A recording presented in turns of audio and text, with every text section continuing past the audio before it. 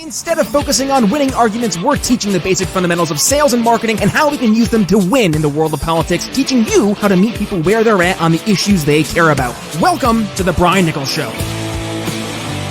Well, hey there, folks. Brian Nichols here on another fun-filled episode, of The Brian Nichols Show. I am, as always, your humble host, joining you from our lovely Cardio Miracle Studios here in sunny Eastern Indiana.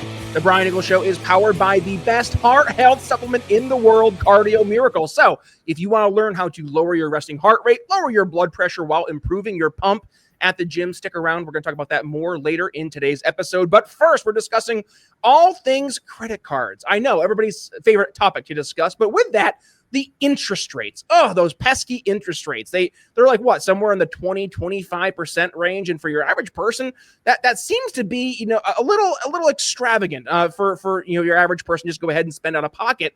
But is there some method to the madness there? And is there actually a negative consequence of lowering those interest rates to, I don't know, something like a 10% rate, which has been proposed by members of the Senate and the House? Let's dig into that. To discuss all that and more, joining us here on The Brian Nichols Show is Tyler Curtis. Tyler, welcome to The Brian Nichols Show. How you doing?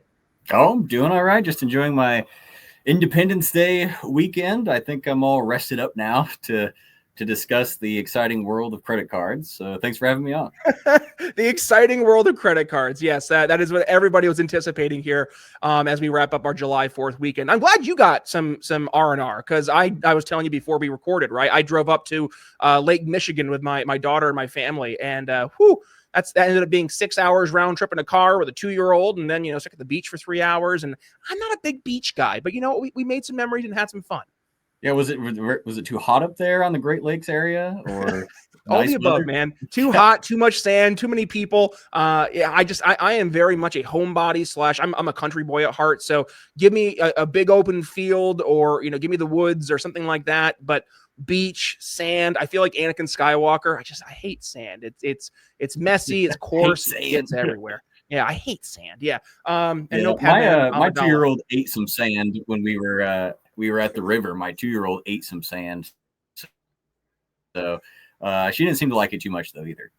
Yeah, no, I ended up eating some sand as well, unintentionally, mind you, just because it literally gets everywhere. And we had some sandwiches that we brought with us. And of course, as you open that up, it's just like the sand explodes and gets into, again, literally everything. But folks, you're not here for the Brian and Tyler Complain About Sand podcast. We're complaining about interest rates on credit cards, Tyler. So you had an article over at the Mises Institute. I'm going to go ahead and share my screen now for the audio, or for the video watcher. If you're an audio watcher, you can go ahead, audio listener. There we go. Listen to this podcast and check this out in the show notes. The caption is "Interest rate caps won't solve America's debt problem. Here's what will." So in your article, you outline how both Republican Senator Josh Hawley from your home state there in Missouri, plus everybody's favorite Democratic socialist, or is he now, with Zoran Mandani, but old Bernie Sanders, they put in a proposal back in the Senate to cap interest rates for credit cards at 10%.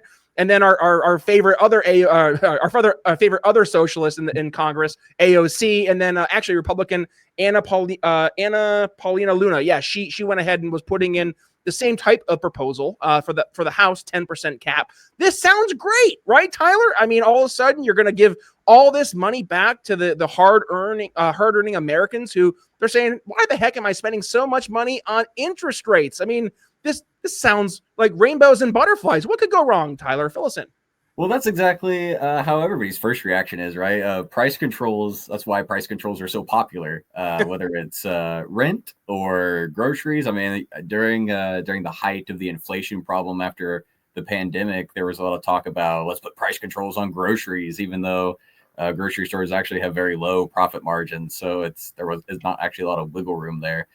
But it's the same issues that apply with price controls on rent or groceries or whatever it is that you want to buy also apply to loans, which is what credit cards are. There's a reason why the price is what it is, or the interest rate is what it is. An interest rate is just a price on a loan.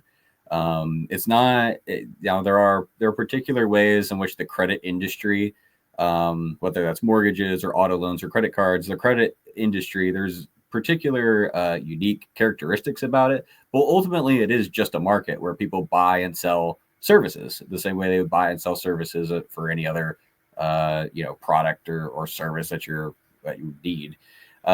So price controls work the exact same way. If you set a price maximum that is below what the market is currently offering, they're going to reduce the supply that's out there available for people to buy.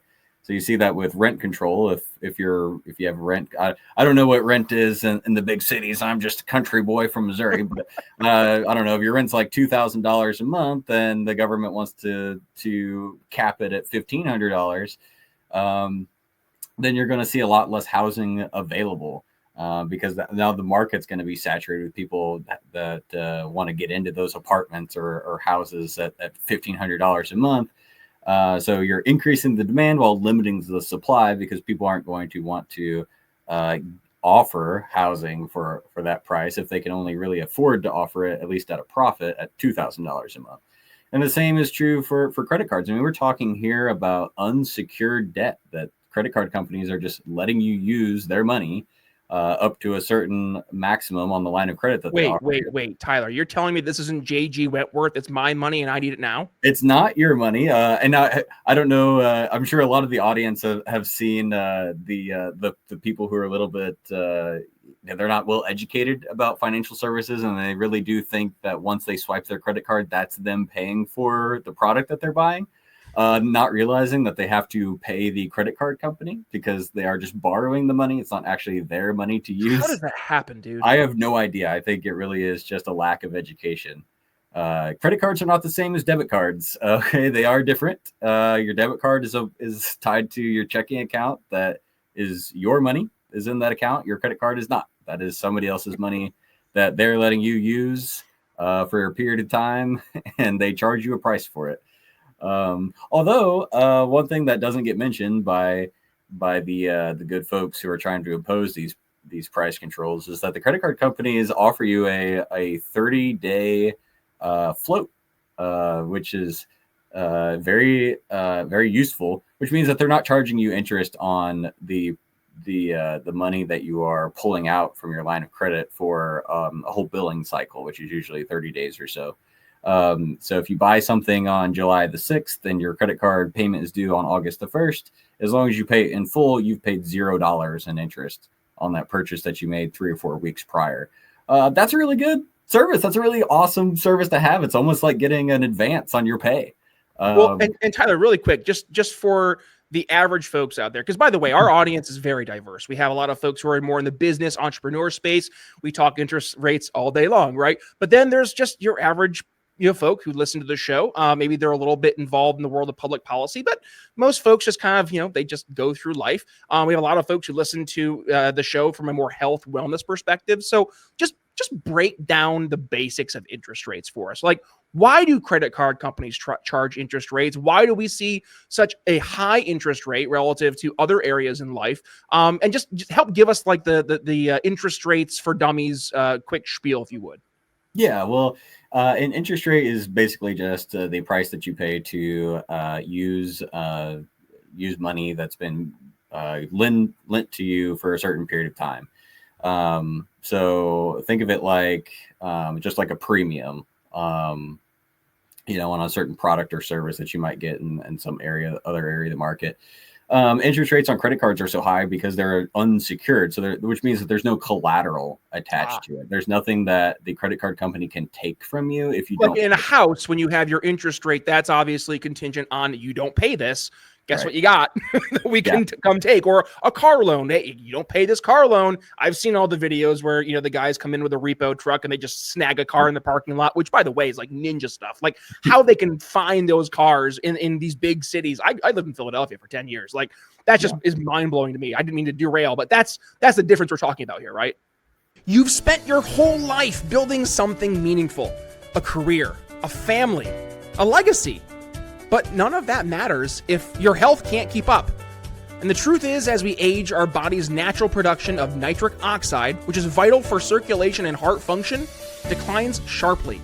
And that drop increases your risk for high blood pressure, poor oxygen flow, and even cognitive decline. you don't feel like yourself, and no doctor seems to have an answer that doesn't involve more prescription medication. And that's why I recommend Cardio Miracle, because it's an all-in-one blend of nitric oxide boosters like L-arginine, L-citrulline, organic beets, and more that support your cardiovascular system, brain function, and your immune response. It's not about reversing time, it's about giving your body what it needs to keep showing up strong. You've worked too hard to feel like you're fading. So, scan that little QR code over my shoulder, click the link in the show notes, or go to cardiomiracle.com/TBNS and get back in control of your health. And look for the little note saying you're shopping with Brian Nichols on the Cardio Miracle homepage. One more time, that's cardiomiracle.com/TBNS. And now, let's get back to the show. Yeah, and not to go down a rabbit hole, but I work in the financial services industry. I'm a loan officer at a community bank in Missouri, and so I deal with a lot of consumer loans. And yeah, the repo agencies sometimes are very hard-nosed people, and they're kind of like private Some of them actually are private investigators. They have a lot of side gigs. But yeah, that's one of the things that a bank or some other creditor can do when you have a loan with them is there's an agreement that you sign, and says if you don't pay this loan back, you have defaulted on the credit transaction, and here are the steps that we can take in order to collect what you owe. And in the case of a house, they can foreclose on it and kick you out and then sell the house. Real estate is one of the best and safest investments that a person can make, because the value tends to either stay steady or increase over time, especially if you look at it over a course of a few decades. Real estate values tend to go up rather than down, which is why the interest rates on mortgages are typically the lowest that you can find on any other like consumer or commercial transaction, because it is such a safe loan to make. Car loans are a little bit less safe because you're talking about a depreciating asset, which means that the value goes down over time. So loans on like used cars typically are above 10%. I think nationwide, the average used car interest rate's about 11%. And that's just to account for the risk that the bank is taking when it loans you that money. Not only they're going to make a profit on the loan as long as you pay it. If you don't pay it, they're not making a profit. So they'll take the vehicle and try to sell it to pay off what you currently owe against them. But with a credit card, there is no collateral. It's basically just a promise. It's an IOU, right? When you take out money from the credit card company, you swipe your card at Walmart or wherever you are, you're saying, I pinky promise to pay this back. And credit card companies can sue people, and they do sue people to get the money back if they're not being paid. But that's not a super effective way to get paid, because the court might order someone to pay it, but if they don't, the only other recourse that the company has is to garnish wages. But then you have to do some research and find out where this person works. They could switch jobs, and then you have to go through the whole months-long process of garnishment again. So it's a very costly and time-consuming thing to do to go after somebody who defaults on their credit card. But that's why interest rates on credit cards are, like you said earlier, 21, 25% or even higher, is because there's so much risk involved to lend people that you've never met before, that you know very little about them except for their credit scores, and just hoping that they pay you back. And you can see this in the data that credit cards are actually very risky loans to make. Delinquency rates on credit cards can be 15, 20, even 25% of all credit card holders. If you're talking about like the bottom 10% of income earners, I was actually just looking at the data before we jumped on the call today. Federal Reserve has data on credit card delinquency rates going back to 1999. And the bottom 10% of income earners, typically it varies over time, but right now, bottom 10% of income earners with credit cards, their delinquency rates are hitting 20%, which is the highest it's been since the Great Recession. So Wow. Yeah, that's why credit cards are. That's why you're wondering why they charge 20%. And just think about what would you charge if someone you'd never met before wanted to borrow $5,000 from you? Right. Yeah. Yeah. What interest rate would make you feel warm and fuzzy inside about your investment? Well, and I guess this leads to the second part of our conversation, right? Which is, well, what would happen if Congress were to put in place this 10% threshold? Because when your layman reads that headline, they get all excited. They're like, oh my God.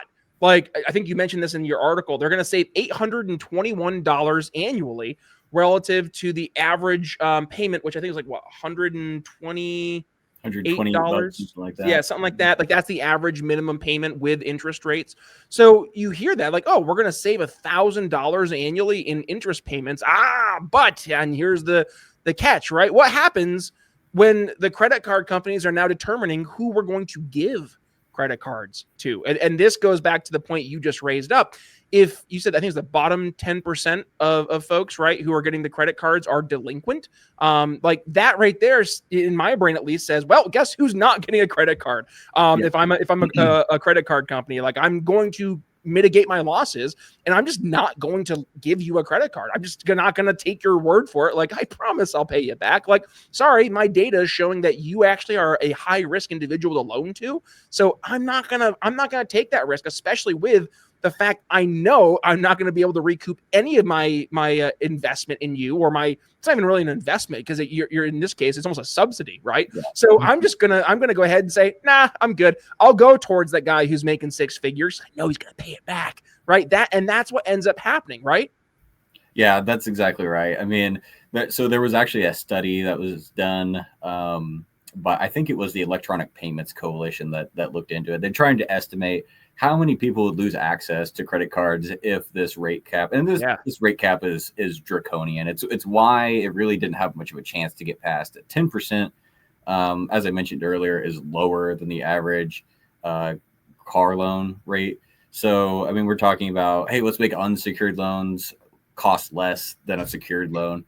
But so it's very draconian, but let's say it did get passed. The study found that in Missouri, where Senator Josh Hawley is one of the ones that proposed this bill. So in his home state of Missouri, it was estimated that anywhere between 82 to 88% of card holders would just lose their credit cards completely. So 82 to 88% of all of them. So we're talking about maybe like 10 to 12% of people get to keep their credit cards if this bill were passed. That's bonkers. Wow. Yeah. Yeah, it would only be the wealthiest people that could prove that they had high incomes and that had very high credit scores. So what counts as an excellent credit score? Probably, it would depend on the credit card company, but probably 780 or above, maybe even 800 or above. If we're talking about, what percentages of people have credit scores above 800, I think it's somewhere 10% or less, actually. So those would be the only people that get credit cards at that point. So what's the downstream impact, right? So we hear that, okay, we're basically nipping a large portion of America from even having access to a credit card. I mean, my gut's telling me that there's 1000% going to be some downstream consequences there. I mean, just look at now the inability for people to not only meet their basic needs, because I remember back when I was a poor 20-something-year-old and I was in Philadelphia, and I'm like, oh man, how do I make ends meet? Oh, thank God I got this credit card. I can pay the groceries on the credit card. And yes, I'm going to build this debt up for a little bit, but hey, I'm going to get better paying jobs. I'm going to be able to nuke that debt, which I did, right? I was able to do, but like, that's gone now, right? So what's the real impact? Is this going to be, now we're going to say, oh, hey, daddy government, please give us some subsidy. Please help us pay our bills. Or, is it something else? Yeah. Well, unintended consequences aren't really things that populist politicians think too much about. It really is just all. You mean the consequences don't look good in a bumper sticker? Come on, Tyler. I don't know if they've ever talked about unintended. Like, you would hope that a politician might be honest enough to say, hey, I think there's going to be some really good things about this bill, and there's going to be some really bad things, but I think the good things are going to outweigh the bad things. But yeah, you're right. That doesn't make for a good bumper sticker or a good political commercial to play on TV or radio. So No, and none of the four politicians that proposed this type of legislation, I think, ever talked about the potential downsides. It's all the evil credit card companies are stealing money from people, so we need to rectify that by imposing these rate caps. By the way, is there any argument in that merit in that argument? I don't think there's any merit in that. Well, so there is on the surface there's a good reason to be mad at credit card companies because they are extremely profitable. At least right now, they have profit margins that are very, very high. But I mean, we're talking about a risky industry. I mean, what can you come up with a plan, like a business plan where you would create a credit card company that would be just as profitable? Would you go out and give complete strangers a $10,000 credit line, and knowing that how high the delinquency rates are? I wouldn't feel comfortable with that investment, even though the ones that are successful do make a lot of money at it. Well, I mean, risky ventures typically have high reward, high risk, high reward. I mean, that's how the investment industry works. That's how it's always been. Nobody takes high risk unless they expect to get a lot of money out of it. They're not gonna lend money to total strangers with no collateral, expecting to get a very small profit out of it. You would go find something else to invest your money in at that point. But yeah, so there is a sort of like, psychological lizard brain type of reaction to credit card companies making all this money that you could say, oh, well, they can afford to make a little bit less. But in reality, these price controls work like any other type of price controls. Minimum wages are a good example. That's a price floor instead of a price ceiling like we're talking about now. But it sounds like the argument there is, well, these fat cats are making a lot of money and not paying their workers enough. So we're just going to force them to pay their workers more. But I think you probably have a good sized libertarian share of your audience that knows that all that does is price people out of the labor market, either by getting fired completely or having their hours cut or some sort of other benefits that they have at their job cut, like healthcare, retirement benefits, and such that companies will simply cut in order to make up for the increase in labor costs that they're having to deal with. But yeah, there are tons of unintended consequences to a rate max on credit cards. I mean, the people are using these credit cards for a reason, because they need that extra money to get by every month. And they're gonna, if they lose access to credit cards, they're going to have to get that money from somewhere else. And if you eliminate their access to credit cards, they're gonna get it from less than desirable places. Like one place that people like to dog is payday lenders. These places that are on seemingly every corner in America that they'll lend you money, a few $100s, a few $1,000s, maybe using your car title, or just having an unsecured loan, but the rates are very high, 30, 40, 50%. So they cost even more than credit cards, and they give you a lump sum that starts charging interest immediately. Unlike a credit card where you can use it as you need it at the point of service, and you get a 30-day float where you don't pay interest on it at all until the next billing cycle is due. So, and I'm guessing like buy now, pay later, like those kind of like the Klarna, is it Klarna? Like that kind of orgs, right? Those would fill in a lot more of that void. They would fill in the void. Family. So you're going to be asking your 80-year-old grandma who's on a fixed income probably for money, which never really works out for anybody.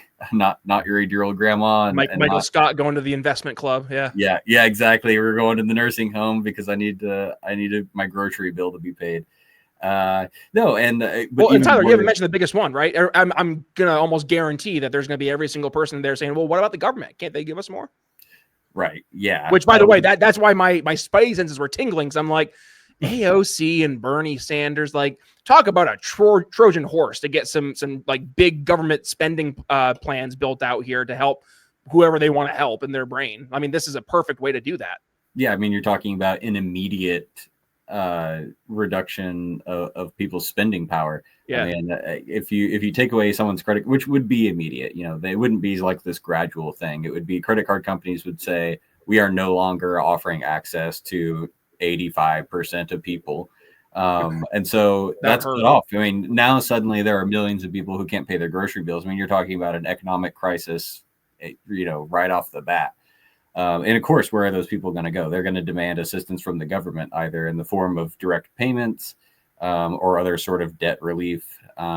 But yeah, I mean, they'll try to get on some sort of welfare that they don't currently qualify for.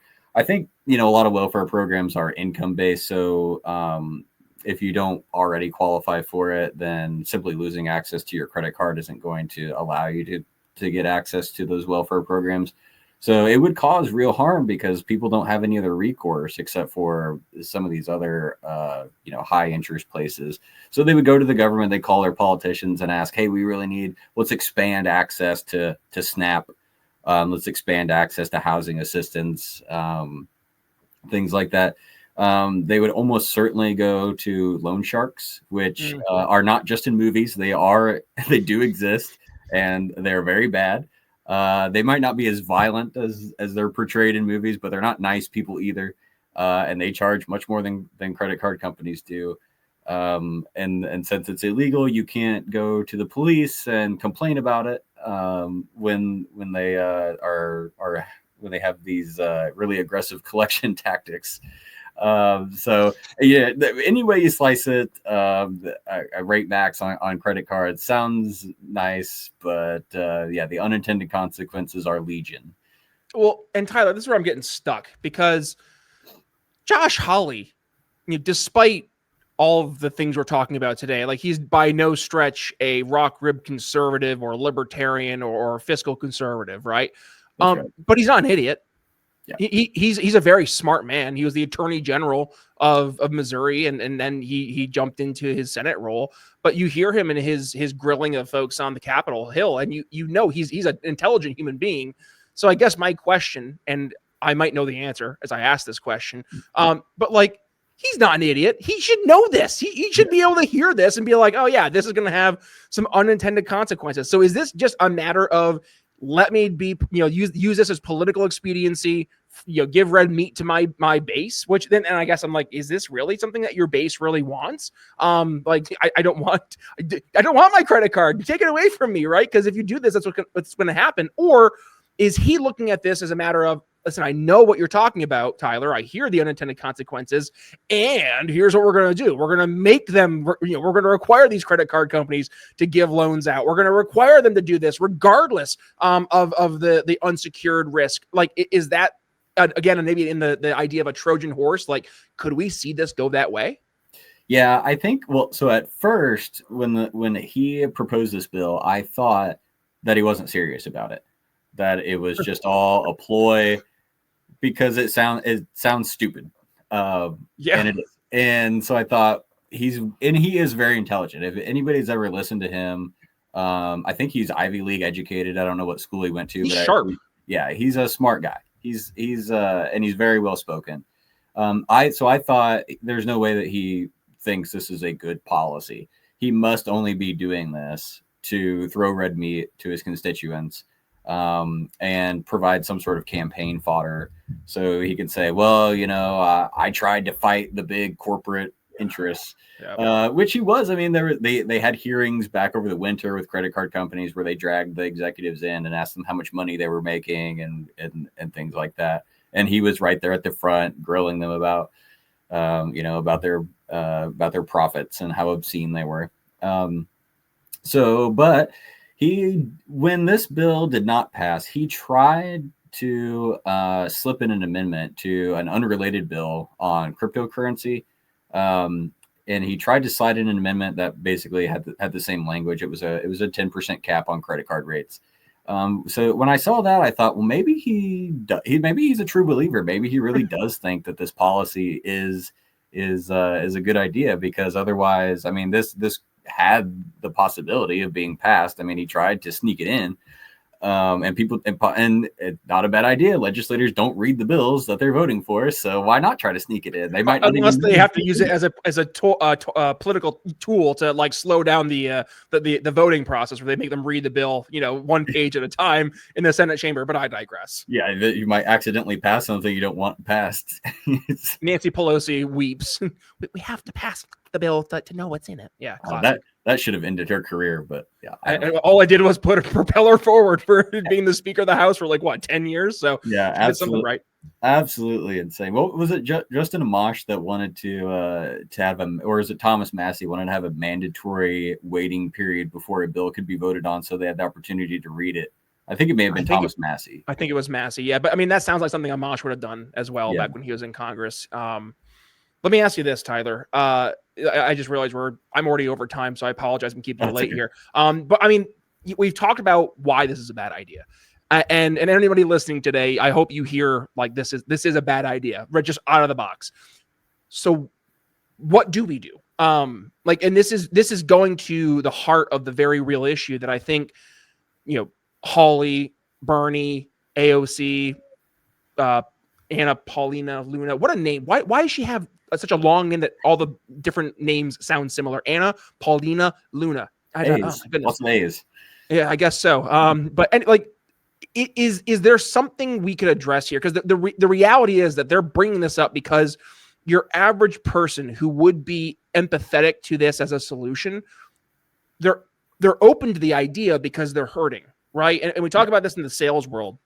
We're either trying to help people feel warm and fuzzy and good about something, right? The love factor, the emotion there, or to get rid of a pain, the fear, the hate factor, right? Another emotion. So is it a matter, when we're looking at this, is it a matter of this is an attempt to solve a problem that, as we have talked about today, will, in this case, if this solution went forward, inevitably make things worse? But is this, where we're seeing this come from? And I guess if that's the case, what is a good solution to give more hardworking Americans some dollars and cents back in their piggy bank? And listen, I would be right there with you if we were to say, well, first we cut the income tax to zero, then we cut the property taxes to zero. I'd be on board, right? But we also live in this silly thing called the real world. So what are some actionable things, Tyler, that we could see happen today, or tomorrow, or next year? Just something that's tangible, that would help address this very real problem that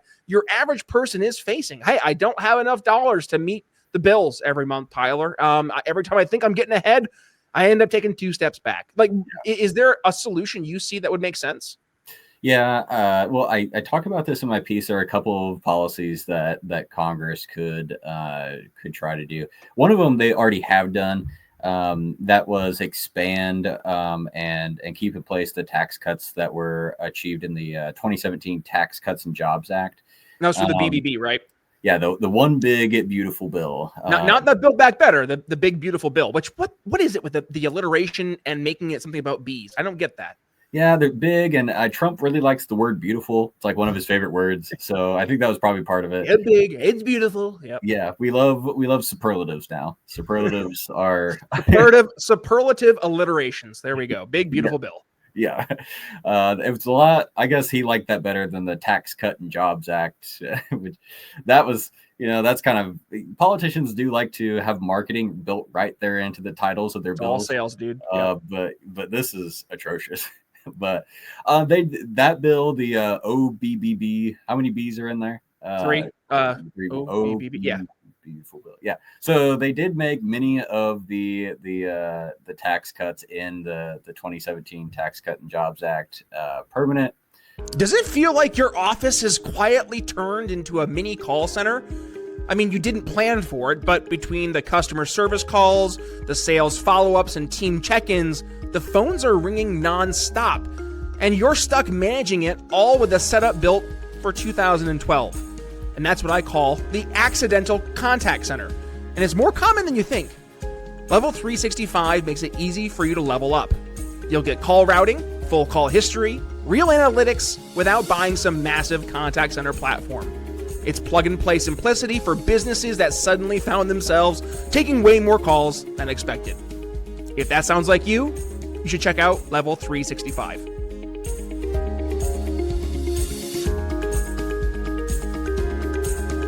And many of those are great, like cutting the corporate tax rate. I mean, corporations in the United States were paying upwards of 37% income taxes before that bill was passed, and now it's 21%. So, Do you ever watch that show, that the Lorax that came out, the Dr. Seuss one? yeah, I feel like the Lorax, where he's like, "This is bad." Like, that's bad. That's a bad thing. Yeah, and I know that people said, "Oh, tax cuts for corporations," but America wasn't all that competitive when it came to corporate income taxes. We were actually kind of near the higher end of developed countries, so we're just trying. Why are all these corporations moving to overseas? Oh, geez, I can't figure it out. Maybe it has to do with, I don't know, taxing them to death, or the labor costs, or a combination of the two. How about that? Yeah, taking half of their income, and that's a federal corporate income tax. We're not even talking about what some states charge, or your stupid cities like New York City, or when I lived in Philadelphia, they're going to charge you a city tax too. Like, come on. Yeah. Well, and then corporations took those tax savings that they got 8 years ago, and they used it to invest in their companies, and they're able to produce more and pay their workers more. And in their people. They invested in their people. I saw it firsthand. That's how I know it happened. Yeah, absolutely. Now, there's always like you said earlier, you can't have the income tax down to zero, because with government's $30 trillion in debt, they have to collect some revenue if they're ever going to pay that off. And defaulting on it, I don't think is a very good solution. But so that was one thing that did get accomplished. I know that the OBBB is not the most revenue neutral bill, but it was a collection of good things and bad things. And one of the good things was keeping that corporate income tax rate a little bit lower. Another thing that they could do is maybe not lowering taxes, but not raising them, which is what tariffs are. Trump, for whatever reason, decided to shoot himself in the foot, coming in with an economy that was growing and increased taxes erratically on imports, so erratically that nobody even knew what was going to be charged. By the way, that is also like, I got so many slings and arrows, because I wasn't in support of the tariffs. Fundamentally, I get it. Tariffs are taxes. Like, ugh. Mm-hmm. However, I was always of the approach when Trump first brought this up was like, no, it's not a good thing, but it's a tool in the tool belt, right? If we're trying to go to lower tariffs across the board reciprocally, from country to country, 2 thumbs up. Like, if we can go from, we are both at 25% tariff rates. And then after Trump says, you know what, I'm going to go ahead and raise your tariffs 75%. What are you going to do with that, Xi? And then she's like, oh, I lower tariffs down to 10%. And then Trump's like, all right, Xi, I'm going to lower to 10% too. Like, if that happened, all right. Yeah, awesome. 15% like across the board lowering of our tariffs, which means 15% lowering of taxes. 2 thumbs up. But no, Trump didn't do that. Trump's like, I'm going to go ahead and tax the whole world 40%. What are you going to do about it? And I'm like, no, that's not negotiation. That's just like tossing a grenade into the party and hoping that you don't kill some folks, right? But you might kill a few in the process. Like that is where I got frustrated. So I hear you. And I know there's going to be people like, oh, Brian, you trying to walk back? You're not a fan of tariffs now? No, I have never been a fan of tariffs. I've been a fan of them as a negotiation tool. But seeing how just the Trump administration has just botched so many areas of that, it makes me sick. However, I did see this chart. Didn't we pull in like $121 billion in tariff revenue, Tyler, this past quarter? Yeah, there was a decent amount of revenue pulled in from tariffs. I don't know. Now, you always have to balance that. Remember unintended consequences. So those pesky unintended consequences, man. If you got tariffs, remember tariffs are basically like not a sales tax exactly, but sort of like a sales tax. What happens if you increase sales taxes? Well, you might increase your tax revenue a little bit, but you will also have people buy less stuff. Yep. So if you increase your tariffs, people are going to import less, which means that they're not as well off. And they're buying, and then the products come in, fewer products come in that they're not on the shelves for people to buy. Now the local governments aren't collecting as much sales tax revenue. Corporations that are selling these products aren't making as much profit, which means that the corporate income tax revenue is less than it otherwise would have been, because they're not making as much income, right? So, right, you might be increasing your tariff revenue at the expense of your other tax revenue. So I don't know what those numbers are. I haven't not looked into it, and I suspect that we won't have the final numbers on that until some more detailed analyses have been conducted later. But I suspect, yeah. Sorry. Go ahead. My idea is that maybe we stop spending so much. That'd be the first step. Yes. How about that? Yeah. Man, there you go, government. I just gave you the solution. Well, those Tyler, 4 people, those 4 congressmen are not going to be interested in that idea. I know, what the heck. Yeah. Government, God bless. As H.L. Mencken, sometimes the average person, a democracy, sometimes the average person knows what they want and they deserve to get it good and hard. Yeah, there you go. Yeah. And by the way, I've been a fan of using populism as a tool, politically speaking, to get good politicians into office. However, I also know that populism is used to get bad politicians into office, right? So we're seeing that in this case with especially AOC and Sanders. And man, we were talking before we hit record, our mutual buddy there, Austin Peterson, if only he had won the primary against Josh Hawley back in, was it 2016, 2016, somewhere in there, 2018, I think. Oh yeah, because Austin was running for president back in 2016. That's right. Yeah, he ran as the one of the 3 there. It was him, Gary Johnson, and then John McAfee. Rest his soul. Fun fact, by the way, John McAfee was scheduled to be here on this gosh darn show, and then the whole he died thing happened. Or did he? But that swallowed by a whale, maybe. Swallowed by, is his name Jonah? But he had some stuff about whales. Don't look at it. Oh, that's right. Yes, that's right. Thank you for reminding me about his whale questions. If you want to learn, folks, about John McAfee's take on whales, definitely go ahead and Google that. But I don't want this show to be it's already threatened by YouTube. There's no reason to give them more ammunition. Right. But anyways, Austin Peterson, he was actually making some good headway there back in 2016, because he was going on all the big shows, which at that time was a big deal for libertarians. And then we went and got Gary, which I know then he went to win the most vote totals ever, but how much of that was a protest vote against Trump and Hillary, let alone a vote for libertarians. And then we had a nosedive with Joe. And then last year, showing by Chase, I don't even want to call it a showing because it was that piss poor. He got 5th place, I think, and behind one of the candidates who wasn't even running anymore in RFK Jr. But I've harassed Chase and his team quite a bit, probably enough at this point. But anyways, let's do this, Tyler. We're going towards the tail end of the show, and I would love to just as we're painting this picture of why setting a interest rate at 10% for credit cards is bad. I just want to be able to take a step back, zoom out, and address the very real concern again that I hinted at earlier when we were talking about the solution, but people are feeling pain. And it is on politicians right now to actually help mitigate that pain, but they can only do so much. So I just want to reiterate to the folks listening, that we always talk about taking action in your communities, going out, being the change you want to see in the world. It's the Jordan Peterson approach, right? Clean your own damn room first.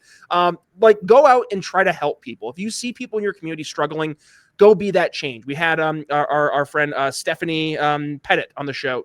Susanna Pettit. Sorry, I've had so many people on the show recently. My brain's just blurring folks together. Susanna Pettit. We were talking about homelessness, and the thing we both came to as a great solution is getting involved in your community, having nonprofits help people get taken off the streets if they're drug addicted, giving them the tools from a healthcare perspective to help remedy that. That is the most important thing that you as a member of the audience can do today. I don't want you to feel helpless that, oh my gosh, all my life is dictated by what some, goofballs in Washington do. 535 folks, in Congress, plus the president, and then the Supreme Court justices. They're the ones who are going to determine my well-being. No, you can help make a difference. You can help make things better in your community. That's my final thoughts for today. Just wanted to drive that point home. Tyler, do us a favor, bring us home. What would you want the folks to take away from today as you wrap today's episode up in a nice, neat bow? Yeah, well, I totally agree with what you just said, Brian. I mean, it's kind of cliche at this point, but I like the phrase that it's more important what happens in your home or your house than the White House. It's more important what happens in your house than the White House. So, and in your local community, things that are closer to home are going to have a larger impact on what happens in your life than the things that happen in the halls of Congress. So if you do, if you want to be the change that you want to see in the world, another cliche. Just go full bore and just steal Spike Cohen's "You Are the Power." You are the power. Yeah, you are the power. There we go. But that's totally true. If you're in a place financially where you're secure, and if you've got another thing that a lot of people don't have, is free time. So if you got some some time that you can donate. Maybe you don't have money, but maybe you have time that you can donate to good causes in your community. There's always opportunities to do that. Churches are one of the biggest hubs for private charity in the country. Yes. And they always are partnering with other organizations. And if you need help, don't be afraid to ask for it. And I know that churches will often offer, anonymous requests for donations or help. If you're an elderly, just in my community, there are elderly people who get their grass mowed by youngsters who've got the free time to do that. People that need Christmas presents that can't afford Christmas presents and they don't want to put them on their credit card or something like that. They'll have those donated. Coats for wintertime, backpacks. There's we could spend all day talking about the programs that are the private programs that are available in many small towns across the country. So get involved if you have the means to do so, and don't be afraid to ask for help if you do need it, so that you can pay it forward when you're in a position to do so in the future. Tyler Curtis, I have really enjoyed this conversation. Folks, please do me a favor. Go ahead and share today's conversation, right? Because this is one of those episodes where, it's talking about very real issues that I think we can all relate to. And we felt probably at some point in our lives. Like I told you the story of back when I was in Philadelphia, and this is 10, 15 years ago, and you're starting things out, and it's tough. I remember one night I was sitting there and I'm literally looking at my Discover bill, and it was like a $57 minimum payment. And I was like, I don't think I can make this today. And I was trying to figure out how to move money around. Like, can I do, can I do just a random, consulting gig to make the extra $60? It's like stuff like that. Just trying to think of how can I make this work? And when you're in the shit, right? Like sometimes it's hard to see where you can end up. But like, that is the most important thing, I think, for most folks is to take away is like, listen, even if you're in the shit, don't make things worse unintentionally by like pushing for proposals like this, because would you rather be in the shit or, would you rather be deep in the shit? And by that, like not even having the access to a credit card, to Tyler's point earlier. So, taking today's episode, this is one of those episodes that anybody can listen to, I think get a lot of value from. So please, again, go ahead and give it a share. When you do, please tag yours truly at B Nichols Liberty. You can find me on Twitter, on Facebook, on X is Twitter. On Instagram. And of course, the Brian Nichols Show over on YouTube, Spotify, all those different podcasting platforms. Tyler, where can folks go ahead and reach out to you if they want to learn more, and also tell you how great they enjoy your appearance in the show? Yeah. Well, you can reach out to me on X. I'm at Tyler Curtis 42.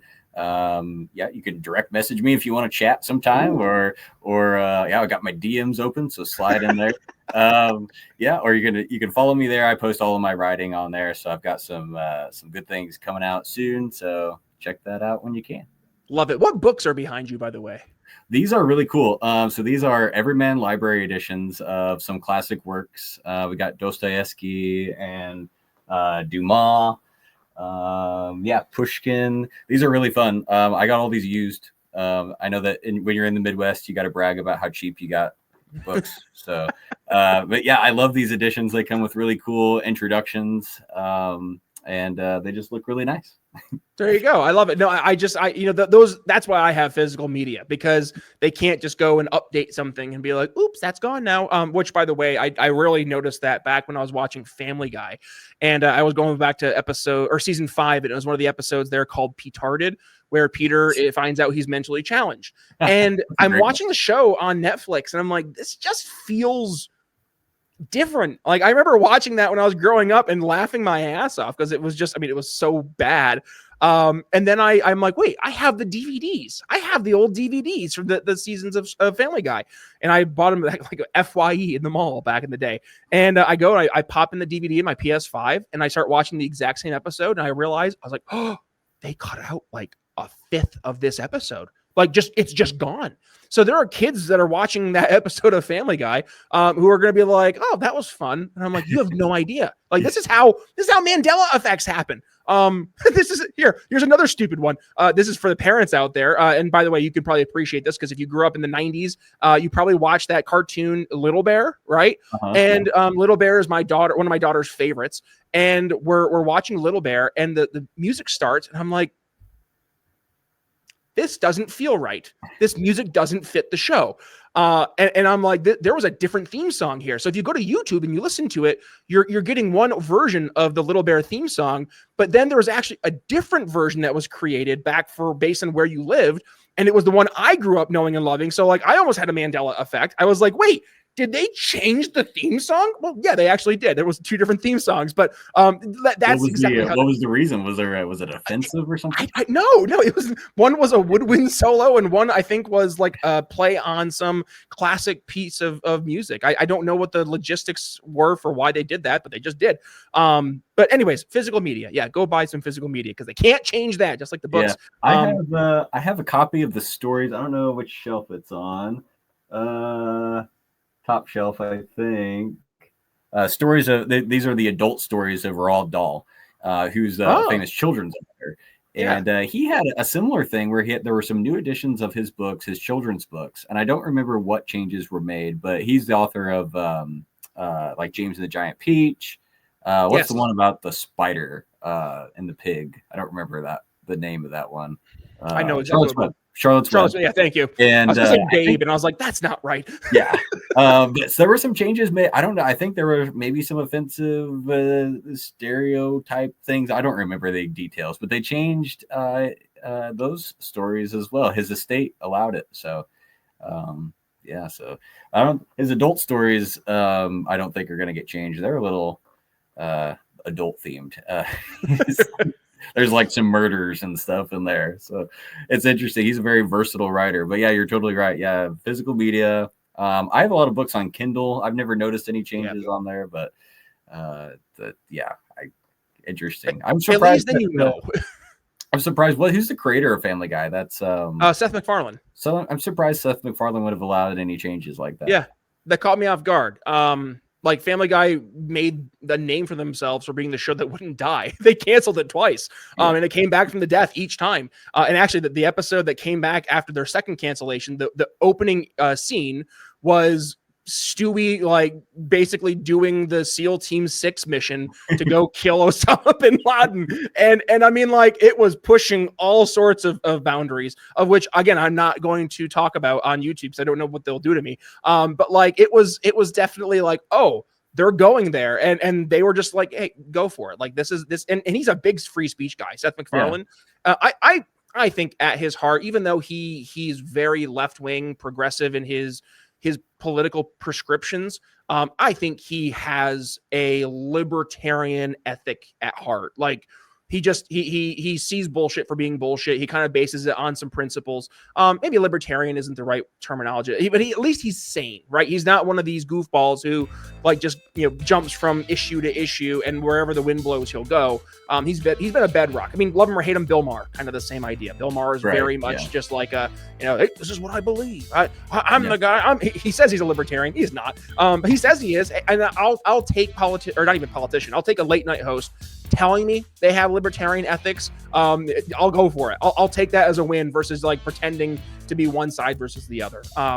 We went off into a tangent, by the way. I had no idea how we ended up here, but I like it. I like how this ended. Usually these are the conversations we have after we hit end recording. So I'm glad we were able to have it on air. Tyler, I really appreciate you doing the show. Folks, again, please go ahead, give today's episode a share. When you do, tag Tyler as well as yours truly. One more time, this is Brian Nichols signing off here on the Brian Nichols Show for Tyler Curtis. We'll see you next time. Thanks for listening to The Brian Nichols Show. Find more episodes at briannicholsshow.com.